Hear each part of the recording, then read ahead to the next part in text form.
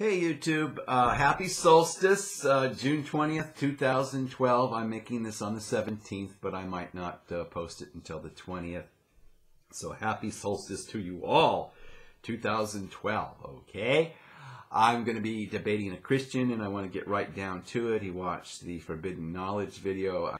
So without further ado, and you know, I am coming out with the Book of the Law video. That's very involved. The video will be longer than usual, probably. I've got the voiceovers done for it, but I want to get it absolutely right, okay? So in the meantime, let's debate an unusually civil Christian who's just got some things he wants to say. I am a follower of the right-hand path, one differing from your own, he says.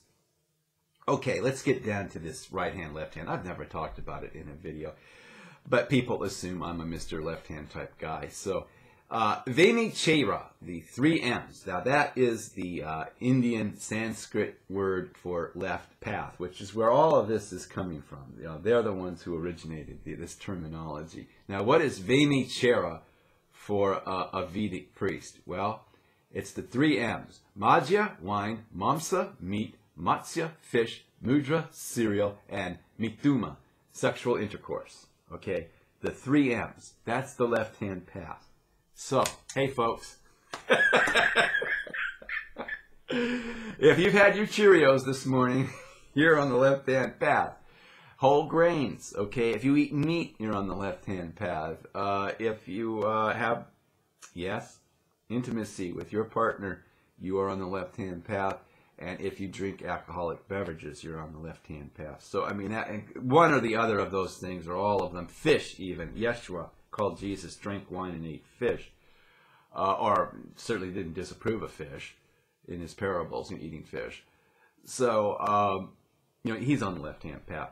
Now, of course, this isn't what this person means. He's a Western religious person. He doesn't mean that. But I raise this point because this is where the term comes from, and that's how relative it gets. That's how much the term changes when it's coming from one culture over into another.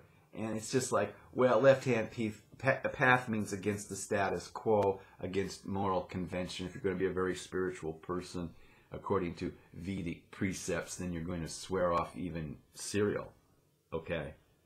Much less, you know, sexual intercourse and wine.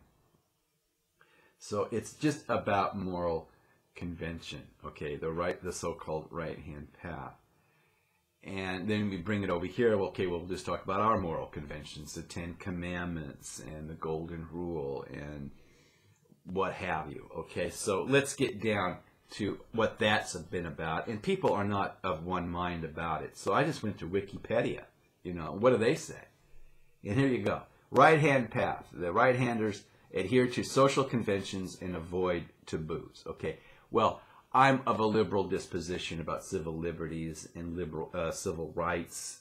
I think gays have a right from state to state to, you know, petition for equality under the law.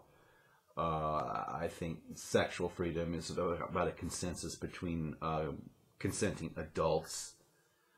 So, I mean, is it left-hand path? Or is it just we're individuals, we're in a free society, it's for us to choose, and whether and when everything is consensual between two people or three or four people, you know, as it is in, you know, LA.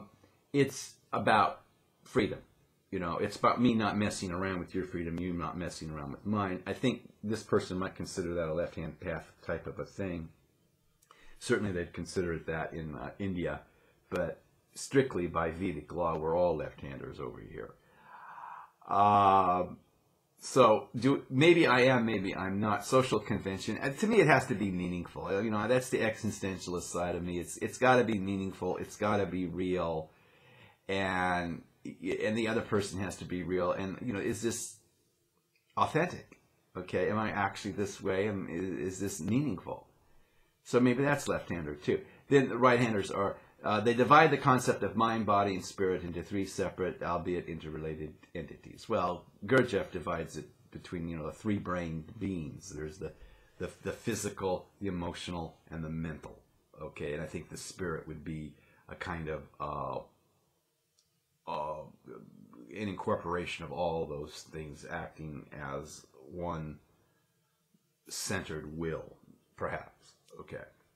I'm not saying Gurdjieff is absolutely saying that. But yeah, there's a kind of a threefold thing going on here. I would say mind, body, and heart. And they're saying mind, body, and spirit. But I mean more or less. You know, I'm with what you might want to call right-handers with that, if that's what right-hand thing means. They adhere to the specific moral code and belief in some form of judgment, such as karma or the threefold law. For every action, there's a reaction. Okay, for every idea, there's a counter idea and a synthesis. And this kind of dialectic is at work everywhere in nature. It's called growth and evolution, and you can be on the beneficial and advantageous side of that, or you can be on the very disadvantageous and ruinous side of that. It's whether or not you're going to get with the program or not. So sure, there's such a thing as cause and effect, so there's karma. So, I mean, right-handers, okay, I'm using my right hand with most of that. Now, left hand, they often reject societal convention and the status quo. Well, I mean, I reject it for its own sake. It's got, like I said, it's got to be personally, individually meaningful to me. I'd expect the same for someone else. They make it real in their own life, and that's why they follow this or that code of conduct. They often question religious or moral dogma. Well, that's certainly me. I don't go around calling myself Lucifer because I blindly follow religious or moral dogma. Instead, adhering to forms of personal, what they want, Wikipedia wants to call personal anarchism. You know, that's kind of a strong term. You know, for me, socially, politically, let's all meet in the middle and have a consensus as long as it's honest. They often embrace sexuality and incorporate it into magical ritual. I've talked about sex. I have a sex video on my Facebook page that's uncensored. I have one on YouTube that is censored.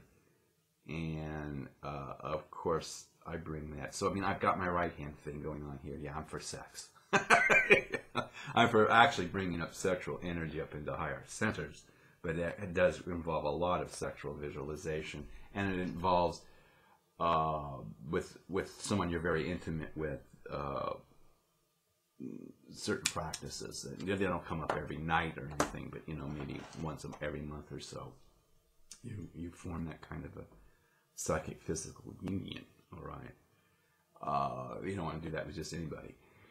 But so I use my left hand, I use my right hand, just like I do with my body, okay? and I think Wiccans are kind of agreed on this, okay? Now, taking this into the unknown is this person's real concern. The Bible is the holy word of God for this person. I'm quoting him verbatim. The Bible, to some extent, is not perfectly the way it was intended due to time and ego's effect on information. Okay. Now, this is unusual. The only reason I'm really debating this person seriously, entering into this dialogue, is because he's allowing that, well, the Bible may not be perfect. I mean, he's leaving himself open to questioning doctrine, perhaps. He's certainly not going to be cornered in a discussion where I point out the prophecy attributed to Yeshua called Jesus in Matthew, where he says, I'm coming back real soon before the passing of the present generation. I make something of that in Lucifer's Bible Studies videos. This person can't be held to that. I haven't even mentioned his name, have I? Educationary. Like, that's what he calls himself. He's a Canadian. I don't know much about it. Right. And God, Jesus, and Satan do exist, he says. Satan is the culmination of an ego out of control. So again, I can't corner him about a supernatural Satan one way or another, because if he's talking about accumulation of an ego out of control, I'm not even going to go after him about that. I mean, why would I? I mean, we have an ego, all right? It occupies about 10 to 20% of our brain, depending on how intelligent we are, all right? Emotionally intelligent as well as intellectually intelligent. We occupy this small portion of our brain, the rest goes unused.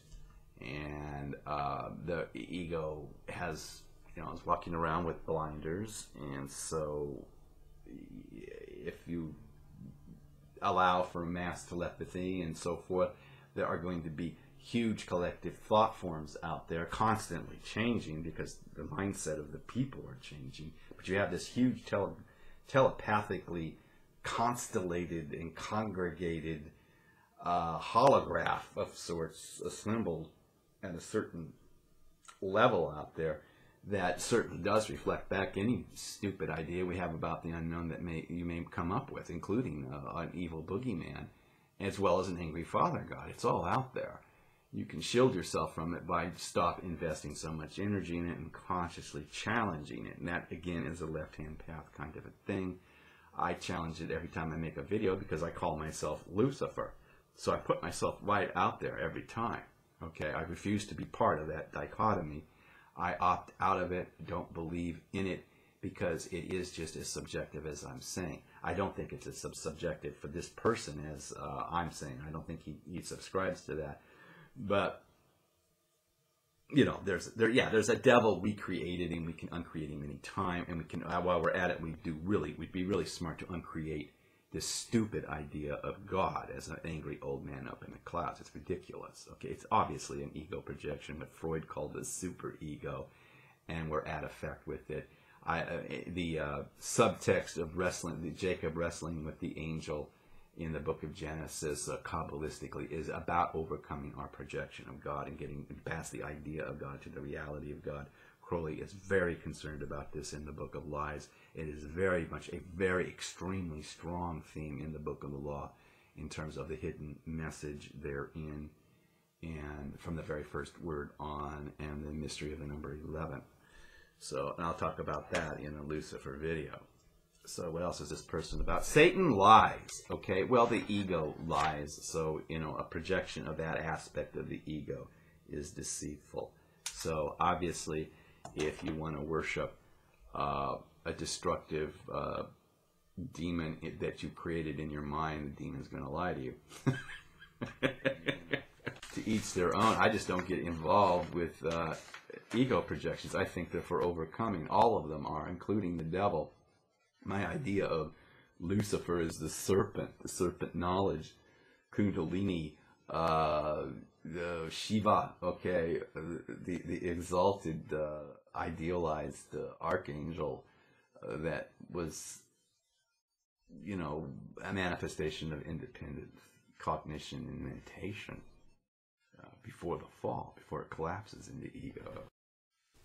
I do not deny the existence of deity. Anyone can watch Lucifer on Solaris. It's a video that's not for everyone, but if you can follow it, you'll see that I believe that the earth is endowed with a soul, insofar as all of life on the planet, including humans in concert with wildlife and plants and vegetation and aquatic life and bacteria and insects, all of life has consciousness, a collective consciousness, and the earth vibrates with that consciousness, and are, as humans, becoming aware of it and entering a process whereby we become more cognizant of that connection and channel it and learn from it. This process is represented by the serpent. Now, Abrahamic religions, whether Judaism or Christianity or Islam, have raped our connection to all of this and demonized the process whereby the unknown can become known.